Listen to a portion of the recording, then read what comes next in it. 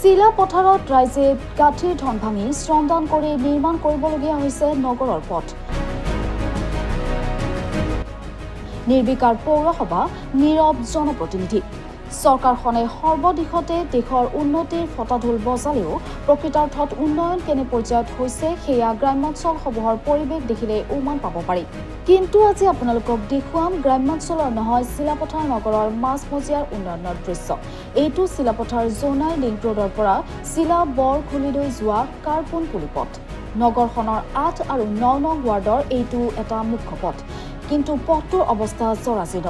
এজাক বৰষুণ দিলেই পথটোত হয় একাঠু পৰ্যন্ত পানী। বাৰিষাৰ সময়ছোৱাত ৰাইজৰ লগতে বিদ্যালয় মহাবিদ্যালয়ৰ ছাত্ৰ ছাত্ৰীসকলে জমৰ যাতনা ভুগি যাতায়াত কৰিবলগীয়া হয় প্ৰায় ২ কিলোমিটাৰ দৈৰ্ঘ্যৰ এই পথেদি। ৰাইজে পৌৰসভা তথা চৰকাৰ প্ৰশাসনক পথটো নিৰ্মাণৰ বাবে বহুবাৰ নিবেদন কৰিও লাভ নকৰিলে একো সুফল। বাৰিষা সমাগত পুনৰ সৃষ্টি হ'ব সেই কদৰ্যময় পৰিৱেশ। উপায়ন্ত হৈ স্থানীয় ৰাইজে ঘৰে ঘৰে টকা তুলি শিল বালি কিনি অবাল বৃদ্ধ বনিতাসকলে হাতে হাতে কোৰবেলচালৈ ওলাই আহি পথ নিৰ্মাণ কৰিবলৈ। আশ্চৰ্যজনক কথাটো হৈছে পথটোৰ নাটি দৈৰ্ঘ্যত পৌৰসভাৰ সভানেত্ৰীৰ ঘৰ। পথটোৰ কাষতে বিধায়ক ভুৱন পেগুৰ বাসগৃহ। কিছু দূৰত সাংসদ প্ৰদান বৰুৱাৰ ঘৰ। কিন্তু আজিকোপতি কাৰোৰে চকু নপৰিল পথটোত। ওচৰে পথটো স্থায়ীভাৱে নিৰ্মাণ কৰি দিবলৈ চৰকাৰ প্ৰশাসন তথা অসমৰ মুখ্যমন্ত্ৰীক দাবী জনাইছে ভুক্তভোগী ৰাইজে। ৮ নং ৱাৰ্ড আৰু ৯ নং ৱাৰ্ড দুইটাই ৰাইজে মিলি পেলাই আমি এইটো ৰোড বনাবলগীয়া হৈছে। কাৰণ যিহেতু আমাৰ আপোনাৰ সেইটো ৰোডটো এই ৰোডটো এনেকুৱা আমাৰ এটা ইম্পৰ্টেণ্ট হৈ গৈছে। কাৰণ আপোনাৰ ছায়েন্স কলেজ আছে, কমাৰ্চ কলেজ আছে, লগতে আপোনাৰ এই 12খন স্কুল লগ লাগি আছে।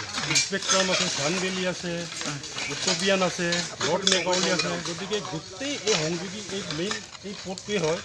সেইকাৰণে আমি ৰাইজে বহুত কথা চিন্তা কৰি পেলাই এনেকৈ যোনে যিমান দিব পাৰিছে এনেকৈ পইচা কালেকশ্যন কৰি পেলাই আমি এনেকৈ চৰণদানীৰে আমি সেই ৰোডখন বনোৱা আৰু আমি নিবেদনটো কৰিলোঁ, কিন্তু আজিলৈকে আমি একো আমাক ৰেচপণ্ডে দিয়া নাই। আজি ইমান বছৰে হ'ল। এতিয়াতো বাৰিষা ছিজন আহিলে আপুনি এজাক বৰষুণ দিলে মুঠতে পানীটো বহুত ইয়ালৈকে পায়গৈ আৰু এইটো কি হ'ল, ল'ৰা ছোৱালী স্কুল যাব নোৱাৰে। পানী ৰাস্তা আমি নিজে তুলিবলগীয়া হৈছে। ওচৰতে টাউন কমিটি আছে, MLA আছে, কোনো চৰকাৰৰ মানুহে কোনো নেদেখে এইখিনি। আমি এই লগত MP আছে। গতিকে চৰকাৰে চকু দিব লাগে, মুখ্যমন্ত্ৰী মহোদয়ে এইখিনি চাব লাগে।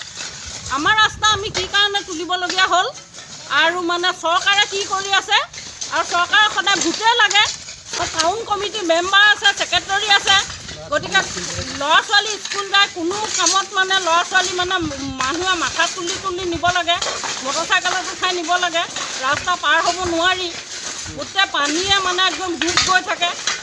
ৰাস্তা এইটো জোনাকী নগৰৰ এইটো কাৰ্পুংকুলি ৰাস্তা।